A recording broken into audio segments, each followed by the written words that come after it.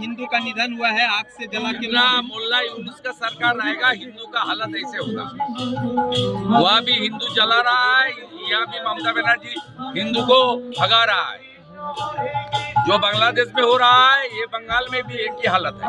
इसको सुधारने के लिए রাষ্ট্রবাদী সরকার চাই।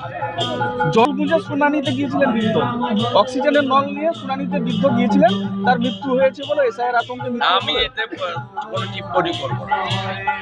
ওটা এসআইআর প্রসেসের মধ্যে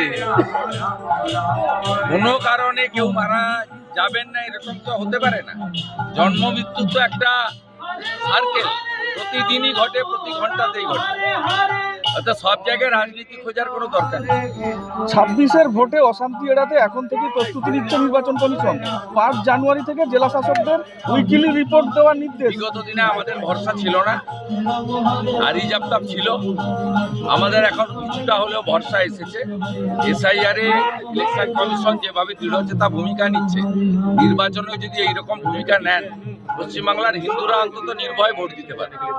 আজকের অনুষ্ঠান নিয়ে আজকের অনুষ্ঠান এটা আমার তো হোমল্যান্ড, এখানে আমি জন্মেছি, এখানে আজকে এই রবিবার এখানে ছিলাম, তাই এখানকার যারা আছেন আমাদের সাধন দোলাই সহ, বিশেষ করে এখানে বহু শিডিউল কাস্ট নেতৃত্ব, এরা দীর্ঘদিন ধরে এবং এর সঙ্গে সনাতনীরা সবাই যুক্ত আছেন। এরা বহুদিন ধরে এখানে ধর্মকর্ম করে।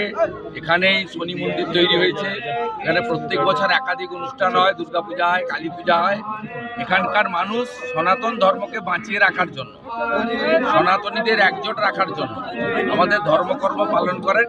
আজকে আমি এসে আমি রাধা মাধবকে প্রণাম করলাম, কপাল চন্দনে চর্চিত করলাম, 3 বার প্রদক্ষিণ করলাম হরিবাসরকে, এবং সর্বোপরি আমাদের যে প্রসাদ, যাকে অন্ন বলা হয়, তুলসী দিয়ে গ্রহণ করতে হয়, মহাপ্রভুর প্রসাদ, সেই প্রসাদ বিতরণের কাজে হাত লাগালাম। এর থেকে তো হিন্দু হিসেবে পরম প্রাপ্তি হতে পারে না। আমি একজন হিন্দু, আমার ধর্ম পালন করতে এখানে এসেছি, এবং এই এলাকার মানুষজন বরাবরই নিষ্ঠাবান সনাতন। এরা গীতার যে বাণী আছে সেটা মেনে চলে। ধর্ম রক্ষতি রক্ষিত, ধর্ম আগে, অন্য কিছু পরে।